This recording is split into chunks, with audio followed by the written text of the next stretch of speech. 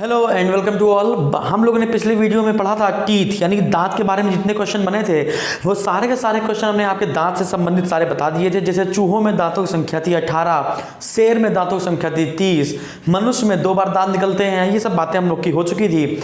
इसके बाद अब आज हम लोग बात करने वाले हैं कि व्हाट इज सलाइवा, लार क्या है, लार ग्रंथियाँ क्या होती हैं और ये टेस्ट बड स्वाद लेने के लिए ये जीभ कैसे काम करती है और कितने टेस्ट बड होते हैं। तो आज इस टॉपिक में हम लोग सिर्फ टंग और सलाइवरी ग्लैंड्स पर चर्चा करेंगे और जितने क्वेश्चन बने हैं आज तक वो सारे इसमें हम कवर करने की कोशिश करेंगे।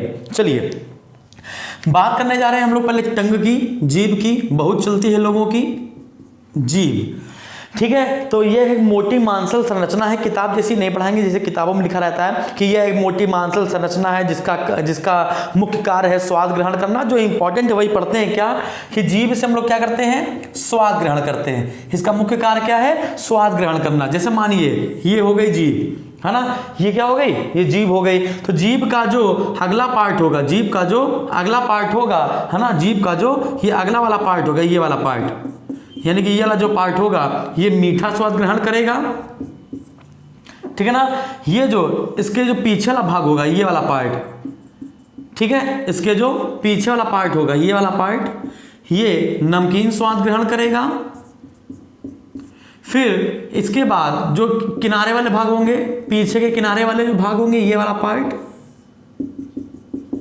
ये वाला जो पार्ट होगा ये खट्टा स्वाद ग्रहण करेगा। और ये जो पिछला भाग है ये वाला, ठीक है ना, ये कड़वा स्वाद ग्रहण करेगा। इसके बाद ये जो बीच वाला भाग बचता है, इसके बाद ये जो बीच वाला भाग बचेगा, इधर वाला भाग, ये कैसा ग्रहण करेगा, ये उमामी, कैसा, उमामी स्वाद ग्रहण करेगा, ठीक है ना। तो अब आप सोच रहे हो कि उमामी स्वाद कौन सा है, लेकिन जो भी है यही है। कभी आपने अजीनोमोटो खाया है?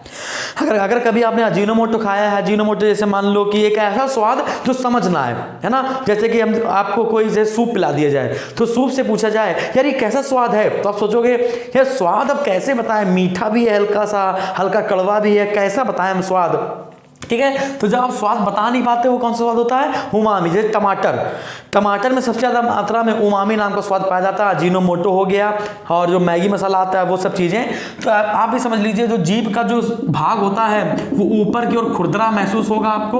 अगर आप जीभ अपने शीशे में देखेंगे तो उसमें बहुत सारे टेस्ट बड्स होंगे। इन टेस्ट बड्स की कुल संख्या स्वाद कलिकाएं जो हैं इनकी संख्या है 10,000 10 के, है ना। तो इनकी जो संख्या कितनी है, 10,000। लेकिन इनको हमने कितने भागों में बांटा है, तो इनको हमने 5 भागों में बांटा है। कितने भागों में, 5 प्रकार के भागों में बांटा है। याद रखिएगा कई बार क्वेश्चन बना है कि मनुष्य के जीभ में कुल कितने प्रकार की स्वाद कलिकाएं होती है, तो आंसर लगाएंगे 5 प्रकार की। लोग 4 लगा के आते हैं, सोचते खट्टा मीठा नमकीन ऐसे करके, है ना, लेकिन एग्जामिनर आपसे एक कदम आगे, आप क्या लगाओगे, 5 प्रकार की। इतने कोई समस्या नहीं। अब ये हम लोग ने जीभ से जितने क्वेश्चन आते थे वो जीभ से देख लिए। तो अब जीभ के अगल बगल के क्वेश्चन, अगल बगल में क्या होगी, इधर साइड हम लोग क्या देखेंगे, इधर साइड हम लोग क्या होगी, लार ग्रंथियां होंगी, सलाइवरी ग्लैंड्स होंगी। तो जीभ आपको समझ में आ गई, बिल्कुल क्लियर है बात, ठीक है। तो अब जीभ के बाद क्या है कि जीभ के बाद, अच्छा एक क्वेश्चन और पूछ सकता है क्या कि जो सांप होते हैं, जो सांप, है ना, जो सांप होते हैं उनमें जीभ 2 भागों में क्यों बटी होती है। जो सांप होते हैं उनमें जो जीभ होती है वो 2 भागों में क्यों बटी होती है, तो इसका आंसर है बाहरी वातावरण को जानने के लिए, बाहरी वातावरण को जानने के लिए, ठीक है ना। जैसे ही आप वो अपनी जीभ बाहर निकालते हैं उनको बाहर का वातावरण समझ में आ जाता है कि कौन बाहर आ रहा है, कौन तेजी से आ रहा है, कौन धीमे से आ रहा है, एयर में क्या ज़्यादा है क्या कम है, बारिश होने वाली है कि नहीं होने वाली है। वो पूरे एटमॉस्फेयर को समझ लेते हैं, किससे, अपने जीभ के जो 2 भाग बटे होते हैं इस कारण से, ठीक है। चलिए तो हम लोग जीभ पढ़ ली। जीभ के बाद हम लोग आएंगे सलाइवरी ग्लैंड्स पर, मतलब कि लार ग्रंथियों पर चर्चा करते हैं, ठीक है। तो लार ग्रंथियों पर चर्चा करते हैं। तो अगर देखा जाए तो मनुष्य में कम से कम 600 लार ग्रंथियां पाई जाती हैं। मनुष्य में कम से कम 600 लार ग्रंथियां, सलाइवरी ग्लैंड्स पाई जाती हैं, लेकिन उसको हम लोग 3 भागों में बांटते हैं। तो जिसको हम लोग कहते हैं 6, है ना, यानी 3 जोड़ी। तो भाई देखते हैं लार ग्रंथियां, सलाइवरी ग्लैंड्स, सलाइवरी ग्लैंड्स, इन पर बात करते हैं भाई, लार ग्रंथियों पर, ठीक है। तो लार ग्रंथियों से सबसे पहला क्वेश्चन क्या बनता है कि कितनी लार ग्रंथियां होती हैं। तो अगर आपसे कुल पूछ दी जाए कुल लाल ग्रंथियों की संख्या बताइए, कुल लाल ग्रंथियों की संख्या बताइए, तो आंसर है 600 प्लस। अगर आपसे कह दिया जाए कि प्रमुख लाल ग्रंथियां बताइए, प्रमुख लाल ग्रंथियां बताइए, तो आंसर लगाएंगे 3 जोड़ी। कितनी जोड़ी? 3 जोड़ी। मतलब कितनी हो गई? 6 हो गई। अब इन 3 जोड़ी लाल ग्रंथियों को हम 3 भागों में बांटेंगे। इन 3 जोड़ी लाल ग्रंथियों को हम लोग 3 भागों में बांटेंगे। पहली हो गई हाँ पैरोटिड लाल ग्रंथियां। पहली कौन सी हो गई? पैरोटिड ग्रंथि। दूसरी कौन सी हो गई? सबलिंगुअल। दूसरी कौन सी हो गई? सबलिंगुअल ग्रंथि। पहली हो गई पैरोटिड ग्लैंड, पैरोटिड। दूसरी हो गई सबलिंगुअल। तीसरी हो गई सबमैंडिबुलर। कौन सी हो गई? Submandibular, submandibular. ठीक है, तो ये 3 जोड़ी हो गई। इन 3 जोड़ी में ये पैरोटिड कहाँ पाई जाती है? जो कान है, ये कान, ये ईयर पिन्ना कहलाता है ना। जो कान है, कान के पास जो यहाँ से जो लार निकलती है, यहाँ पर जो ग्रंथि है उसे कहते हैं पैरोटिड ग्लैंड, है ना। तो ये क्या है? कान के पास उपस्थित होती है। पैरोटिड जो ग्लैंड है क्या है? कान के पास उपस्थित होती हैं। और ये दोनों जो हैं वो निचले जबड़े में उपस्थित होती हैं, निचले जबड़े में उपस्थित होती है। ठीक है ना। तो निचले जबड़े में 2 होती है, सबलिंगुअल ग्लैंड एंड सबमैंडिबुलर। और जो कान के पास होती है वो कौन सी होती है? पैरोटिड ग्लैंड होती है ना। एक मम्प नाम का वायरस होता है। कौन वायरस होता है भैया? मम्प नाम का, एक मम्प नाम का वायरस होता है। और यही वायरस जब आपके खाने के साथ चला जाता है तो ये पैरोटिड ग्लैंड में सूजन आ जाती है। इसी पैरोटिड ग्लैंड में क्या आ जाती है? स्वेलिंग आ जाती है। अब ऐसी पैरोटिड ग्लैंड में जब सूजन आ जाती है तो इसे हम कहते हैं मम्प्स। क्या कहते हैं इसे? मम्प्स। मतलब हिंदी में कहते हैं गलसुआ। ठीक है ना। तो आपसे पेपर में आके बताया कि ये गलसुआ किससे होता है? तो गलसुआ वायरस से होता है। और गलसुआ किस पर प्रभावित करता है? तो लार ग्रंथियों को प्रभावित करता है। उनमें लार ग्रंथियां अगर आप पूछ ले कौन सी पर्टिकुलर लार ग्रंथि है तो आपको बताना है पैरोटिड ग्लैंड है। इतने कोई समस्या नहीं। अब हम देखते हैं कि मनुष्य में कितना लार स्रावित होता है। मनुष्य में एक दिन में 1 से 1.5 लीटर लार का स्राव होता है। 1 से 1.5 लीटर का लार का स्राव होता है। और लार का जो पीएच मान होगा वो अम्लीय हो गई, क्षारीय। अगर अम्लीय होगा क्या होगा? मनुष्य की जो लार होती है उसका पीएच मान होता है वो 7 से कम होगा, मतलब 6.6 के आसपास रहेगा। होता तो 6.5 से 6.8 के बीच में है, उसका हम एवरेज ले लेते हैं तो एवरेज कितना आएगा? 6.6 आएगा। ठीक है। तो उसमें एक दिन में 1 से 1.5 लीटर का लार का स्राव होता है, जिनमें से 98 to 99%, 98 से 99% तो उसमें क्या होता है? 98 से 99% उसमें पानी होता है। और जो बचा 1 से 2% भाग है उसमें आयन पाए जाते हैं, कैल्शियम, पोटेशियम, इन सब के आयन पाए जाते हैं, एंजाइम पाया जाता है ना। जो लार ग्रंथियां होती है उसको हम 2 भागों में तोड़ लेते हैं। एक होता है सीरस ग्लैंड और एक होता है म्यूकस ग्लैंड, है ना। एक होता है सीरम ग्रंथि और सीरस ग्रंथि और एक होता है श्लेष्मिक ग्रंथि। इतना नहीं पढ़ना है। इतनी बात आपको समझ में आ रही है? और इतनी बात आपको समझ में आई तो नेक्स्ट पार्ट आपका क्वेश्चन क्या बनेगा? नेक्स्ट पार्ट आपका क्वेश्चन बनता है कि मनुष्य में कितना लार का स्राव होता है। इसको ध्यान रखिएगा। तो मनुष्य में एक दिन में 1 से 1.5 लीटर का लार का स्राव होता है। कितना भैया होता है? मनुष्य में एक दिन में 1 से 1.5 लीटर, 1 से 1.5 लीटर लार का स्राव होता है। अब इस 1 से 1.5 लीटर लार में क्या होता है? जैसे मान लीजिए 99% इसमें पानी हो गया। अब जो 99% पानी हो गया तो 1% क्या होगा? 1% इसमें होगा सोडियम हो गया, कैल्शियम हो गया, पोटेशियम हो गया, है ना। इन सब के आयन पाए जाएंगे, है ना। इन सब के ये सब क्या पाए जाएंगे? इसके आयन पाए जाएंगे, कुछ एंजाइम पाए जाएंगे, कुछ एंजाइम पाए जाएंगे। और इसी में पाया जाएगा म्यूकस से म्यूसिन बन जाएगा।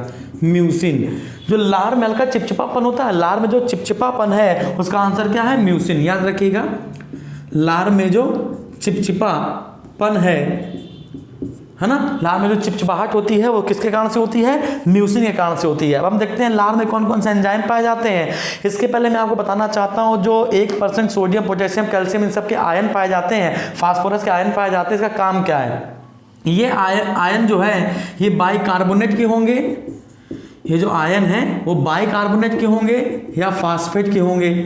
अब ये जो बाइकार्बोनेट या फास्फेट के आयन है ये करेंगे क्या, आपने जो खाना खाया है बिल्कुल खट्टा खाना खा लिया या भी खट्टी कोई चीज़ खा ली या तो बिल्कुल क्षारी कोई चीज़ खा ली, तो आप जो अम्ल और क्षार ज़्यादा मात्रा में ले रहे हो और जैसे वो लार के संपर्क में आता है अम्ल और क्षार का जो रेशियो होता है उसको बराबर कर देता है ताकि आपके अगल बगल जो भी दांत हो गए, मसूड़े हो गए, इन सब में कोई परेशानी ना आए। तो अम्ल और क्षार को नियंत्रित करते हैं कौन, ये आयन, ठीक है ना। अम्ल प्लस क्षार का संतुलन बनाते हैं, अम्ल प्लस क्षार का संतुलन बनाते हैं कौन, ये बाइकार्बोनेट और फास्फेट के आयन, ठीक है ना। चलिए म्यूसिन के में क्या होता है, लार में अगर म्यूसिन पाया जाता है इससे क्या होता है, लार चिपचिपी हो जाती है। जैसे हम कोई खाना खाते हैं तो खाना खाने के बाद जो लार में चिपचिपापन होता है वो जल्दी से खाने को लुगदी के रूप में ले लेता है, जिससे खाना हमारे गले से आसानी से नीचे पेट में चला जाता है। अगर ये चिपचिपापन ना होता, लार ना होती तो जब खाना खाना बहुत मुश्किल होता। हम लोग हर एक कौर के बाद पानी पीते और उसको खूब अच्छे से चबाते और जब तक छोटे भाग ना आ जाता फिर भी गले में बहुत सारी हानिकारक चीज़ें पहुंच जाती और यहाँ पे चोट लग जाती, ठीक है। तो जितना भी भगवान ने बनाया है वो सोच समझ के बनाया है, उससे बड़ा इंजीनियर कोई नहीं है, ठीक है सर। इतनी आपको बात समझ में आ रही है। अगर इतनी बात आपको समझ में आई तो इसमें अब हम क्या देखेंगे, एंजाइम कि लार में कौन कौन से एंजाइम पाए जाते हैं और एंजाइम का महत्वपूर्ण काम क्या है। तो इतनी बात आपको क्लियर हो गई होगी। लार का पीएच मान याद रखिएगा कि जो मनुष्य में लार का पीएच मान है वो 6.5 से 6.8 तक होता है, मतलब इसको हम लोग 6.6 या 6.7 तक ले सकते हैं। पीएच पोटेंशियल ऑफ हाइड्रोजन होता है, इसकी खोज की थी सारेंसन ने। अगर इसमें 1 से लेकर 14 तक के पैमाने होते हैं, 7 से कम हो जाए तो अम्लीय, 7 से ज़्यादा हो जाए तो क्षारीय है। तो ये क्या 6.6 पीएच है तो हमने क्या हो जाएगा, अम्लीय हो जाएगा। अच्छा ये तो अगर हम बात करें मांसाहारी, हम लोग शाकाहारी मांसाहारी दोनों होते हैं। अगर हम लोग मांसाहारी जंतुओं की बात करें, अगर हम लोग मांसाहारी जंतुओं की बात करें तो मांसाहारी जंतुओं का लार का जो पीएच मान होता है वो 7.4 से ज़्यादा ही होगा। कितना, 7.4 से ज़्यादा होगा। तो जितने भी मांसाहारी जानवर होते हैं, जितने भी मांसाहारी लोग होते हैं उनमें 7.4 से ज़्यादा होता है पीएच मान, याद रखिएगा। और जो हम लोग में पूछा जाए तो 6.6 के आसपास लगाइएगा। इतनी बात आपको समझ में आई। अब इंपॉर्टेंट बात क्या है कि लार में पाए जाने वाले एंजाइम, तो लार में एंजाइम जो पाया जाता है ये हो गया एमाइलेज हो गया, टाइलिन हो गया, माल्टोज हो गया और अगला क्या हो जाएगा, अगला हो जाएगा लाइसोजाइम। लाइपेज भी इसमें थोड़ी मात्रा में पाया जाता है। तो देख लेते हैं भाई कि इसमें कौन कौन से एंजाइम पाए जाते हैं। तो लार में पाए जाने वाले एंजाइम, इसी को आपको याद रखना है, लार में पाए जाने वाले एंजाइम, ठीक है ना। लार में पाए जाने वाले एंजाइम। तो सबसे पहली बात तो एंजाइम होते क्या हैं, तो एंजाइम प्रोटीन होते हैं। चलिए बाद में देखते हैं, एंजाइम का चैप्टर हम लोग बाद में देखते हैं। एंजाइम और हार्मोन का चैप्टर बहुत बड़ा है। तो सबसे पहले हम लोग देखेंगे एमाइलेज। सबसे पहले क्या देखेंगे हम लोग, एमाइलेज देखेंगे। सबसे पहले हम लोग एमाइलेज देखेंगे। एमाइलेज के बाद हम लोग टाइलिन देखेंगे। टाइलिन के बाद हम लोग क्या देखेंगे, माल्टेज देखेंगे। माल्टेज के बाद है ना, माल्टेज या माल्टोज। माल्टेज के बाद हम लोग देखेंगे कौन सा, लाइसोजाइम। हल्का सा 4 से 5% लाइपेज भी होता है, तो इसको क्यों छोड़ा जाए, तो इसको भी देख लेते हैं, ठीक है। एमाइलेज क्या है, अच्छा हम लोग साथ ऐसा तो होगा नहीं कि हम लोग गेहूं मक्का का तो ऐसे उठा ले और खा ले, है ना, उससे कोई संभावना है नहीं। तो जब हम इसको खाएंगे, गेहूं का जब आटा गूंथ के खाएंगे तो आटा हो गया, कुछ भी हो गया, जैसे मान लो हम कोई चीज़ खाते हैं तो 3 ही चीज़ तो लेनी है हम लोगों को, एक लेना है कार्बोहाइड्रेट, एक लेना है फैट और एक लेना है क्या, प्रोटीन। तो देखते हैं भाई एमाइलेज क्या है। जब हम खाना खाते हैं, एक बार क्वेश्चन कई बार पेपर में आया है कि मनुष्य में पाचन कहाँ से शुरू होता है, तो मनुष्य में जो पाचन है वो मुख से ही शुरू होता है, याद रखिएगा। तो पेपर में कई बार क्वेश्चन आया कि मनुष्य में पाचन कहाँ से शुरू होता है, तो मनुष्य में पाचन जो होता है वो मुख से ही शुरू हो जाता है। और कारण क्या है, एमाइलेज। जरा देखते हैं भाई एमाइलेज और टाइलिन। एमाइलेज पता क्या करता है, जो भी कार्बोहाइड्रेट होता है, एमाइलेज जो होता है जो भी कार्बोहाइड्रेट होता है। अच्छा पेपर में आ जाए कि एक एथलीट को तुरंत एनर्जी देने के लिए हम क्या प्रयोग करते हैं, वसा का प्रयोग करते हैं, कार्बोहाइड्रेट का प्रयोग करते हैं, प्रोटीन का प्रयोग करते हैं। तो एथलीट को तुरंत एनर्जी देने के लिए हम लोग कार्बोहाइड्रेट का प्रयोग करते हैं। अभी कार्बोहाइड्रेट को कई भागों में तोड़ सकते हैं, हमने कार्बोहाइड्रेट बहुत पहले पढ़ाया तो उसको आप देख सकते हैं। तो कार्बोहाइड्रेट के जितने भी क्वेश्चन होंगे वो सारे के सारे क्लियर हो जाएंगे। कार्बोहाइड्रेट को कई भागों में बांटते हैं, मोनोसैकेराइड, डाइसैकेराइड, ट्राइसैकेराइड, पॉलीसैकेराइड, इस करके कई भागों में बांटते हैं। जैसे मोनोसैकेराइड हो गया फ्रक्टोज, फलों की शर्करा, तुरंत पियो तुरंत घुसा मार दो, मर जाएगा आदमी, ठीक है ना, मान लो इस बात को, ठीक है। तो एमाइलेज क्या करता है, कार्बोहाइड्रेट को शुगर में बदल देगा, कार्बोहाइड्रेट को ये शुगर में बदल देगा, मतलब मीठेपन में बदल देगा, ठीक है ना। और शुगर एक्चुअली में डाइसेकेराइड है, सुक्रोज कहते हैं इसको।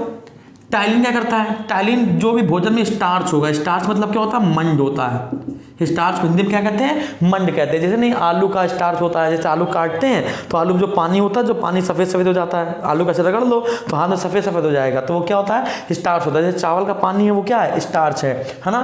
तो टाइलिन क्या करता है? स्टार्च को माल्टेज में बदल देता है, स्टार्च को माल्टेज में बदल देगा। माल्टेज का मतलब क्या है? मीठापन है, ठीक है।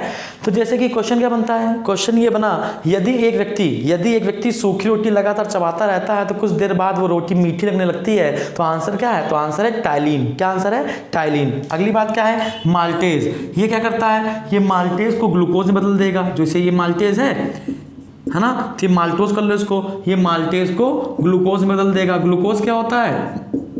ग्लूकोज क्या होता है? मोनोसैकेराइड, जो नाक को हाँ कर दे पीते ही। लाइसोजाइम क्या करता है? जितना भी हम लोग खाना खाते हैं, जैसे कि बहुत देर का खाना रखा हुआ है, उसमें धूल धुआं धक्कर जाने क्या क्या बैठ गया, बैक्टीरिया से लेकर सब कुछ बैठ गया है। कितना खाना प्रदूषित हो गया? बहुत सारा प्रदूषित हो गया। तो जब हम लोग खाना खाते हैं तो कहते हैं कि भोजन को चबा चबा कर खाओ वरना बीमार हो जाओगे। चबा चबा कर खाएंगे तो लार ज़्यादा मात्रा में मिलेगी। जब लार ज़्यादा मात्रा में मिलेगी तो लाइसोजाइम नाम का एंजाइम जो होगा वो उसी में बैठ जाएगा और जितने भी भोजन में आने वाले बैक्टीरिया उसको समाप्त कर देगा। तो भोजन के बैक्टीरिया को समाप्त करता है, भोजन के बैक्टीरिया को समाप्त करने का कार्य कौन करता है? लाइसोजाइम करता है। लाइपेज क्या करता है? लाइपेज लार में 4 से 5% कुछ पाया जाता है। ये क्या करता है? जो भी वसा होता है, जो भी भोजन में फैट होता है, जैसे तेल पी गए तो जो वसा है, वसा को फैटी एसिड वसीय अम्ल में बदल देता है। वसा को वसीय अम्ल में बदलने का काम कौन करता है? लाइपेज करता है। तो जो लाइसोजाइम है ये 3 जगह पाया जाता है। एक लार में भी पाया जाता है, पसीने में भी पाया जाता है, और क्या हो गया? लार में हो गया, पसीने में हो गया, और आंसू में पाया जाता है, आंसू में, ठीक है ना। तो कहते नहीं है कि भैया रोया नहीं जाता, रोना मना है ना, रोना गंदी बात होती है। रोना गंदी बात क्यों होती है? जब आप ज़्यादा मात्रा में रोगे तो लाइसोजाइम नाम का जो एंजाइम है वो आपके आंसू से बह जाएगा। फिर इसके बाद जब खाना खाओगे तो खाने का जो बैक्टीरिया है वो मरेगा नहीं और आपके सीधे बैक्टीरिया पेट में चला जाएगा और पेट में जाने के बाद जाने कितनी बीमारियाँ फैलाएगा। इसलिए लोग कहते नहीं कि भैया रोया नहीं जाता, क्योंकि क्या निकल जाएगा? लाइसोजाइम नाम का एंजाइम निकल जाएगा, फिर आपके खाने में बैक्टीरिया मरेंगे नहीं। पसीने में जो बदबू का कारण होता है, पसीने में जो बहुत बदबू आती है ना, तो उसमें क्या होता है? लाइसोजाइम नाम का एंजाइम पाया जाता है, ठीक है ना। तो पसीने में जो बदबू का कारण है वो क्या है? तो आंसर है लाइसोजाइम है। याद रहेगा, इतनी कोई समस्या। तो लार से जितने भी क्वेश्चन आज तक बनते थे वो सारे के सारे हमने यहाँ पर आपको कवर करने की कोशिश की है, ठीक है ना। तो लार में कितनी अगर आपसे पूछा जाए लार ग्रंथियाँ कितनी जोड़ी होती है तो आपको बताना है 3 जोड़ी। कुल पूछ ले और 3 जोड़ी 4 जोड़ी वाला ऑप्शन ही ना हो तो लगा देना 300 जोड़ी, मतलब कि 600। लार में कितने एंजाइम पाए जाते हैं? सारे एंजाइम आपको यहाँ लिख दिए हैं। कार्बोहाइड्रेट को शुगर में कौन तोड़ता है? मीठेपन में एमाइलेज, है ना। इसके बाद सुक्रोज है, ये शुगर जो है वो सुक्रोज है। सुक्रोज क्या होता है? डाइसेक्राइड होता है। सुक्रोज क्या होता है? ये सुक्रोज है, घर की जो चीनी होती है उसको सुक्रोज कहते हैं। ये डाइसेक्राइड होता है, थोड़ी देर के बाद पचता है, ठीक है। मनुष्य सूखी रोटी खाता है और धीरे धीरे वो मीठी लगने लगती है। आंसर लगाना है टाइलिन लगाना है। कुत्तों में सबसे ज़्यादा मात्रा में टाइलिन निकलता है, याद रहेगा। हर इतनी बात आपको समझ में आई, इसका आप स्क्रीनशॉट लेंगे और सारी बातें क्लियर हो गई हों तो अगले टाइम पे हम लोग पढ़ेंगे आमाशय, है ना। स्टमक पढ़ेंगे, स्टमक के बाद अग्नाशय, पेनक्रियाज, फिर स्मॉल इंटेस्टाइन, लिवर, धीमे धीमे इन सब पर चर्चा करेंगे। आई होप आपको सब कुछ समझ में आ रहा होगा और आपको अच्छा लग रहा होगा। Thank you.